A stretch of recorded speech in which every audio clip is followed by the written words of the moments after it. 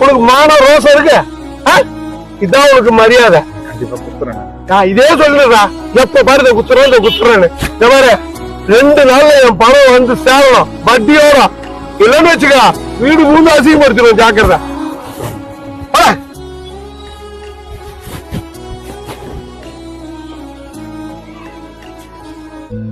போலாமா?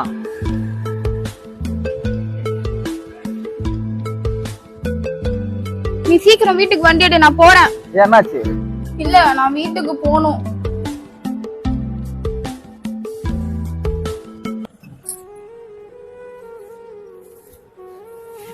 சிவகாமி, ஆ பாப்பா காலேஜ் போய் வந்துருச்சா?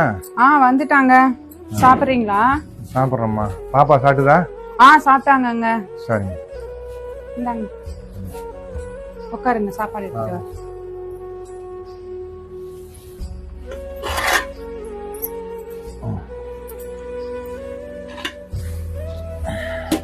என் பொண்ணு காலேஜ் சேர்க்கறேன்னு 1.5 லட்சம் ரூபா வாங்கினான்.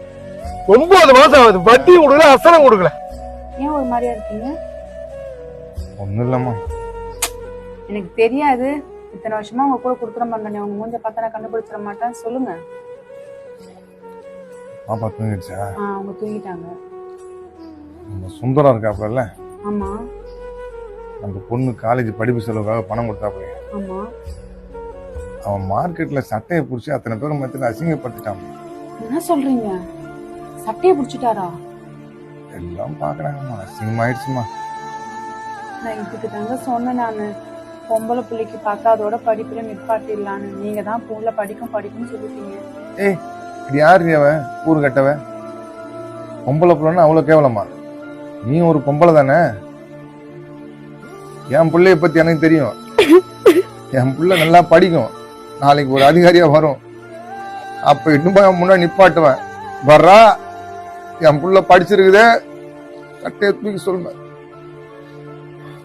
என் புள்ள படிக்கும், என் புள்ள மேல நம்பிக்கை இருக்கு எனக்கு. நாளைக்கு அதே மார்க்கெட்ல முன்னாடி போய் என் புள்ளைய நிப்பாட்டுவேன். என் புள்ள படிச்சிருக்க அதிகாரி ஆகணும். சரி அழாதீங்க, சாப்பிடுங்க.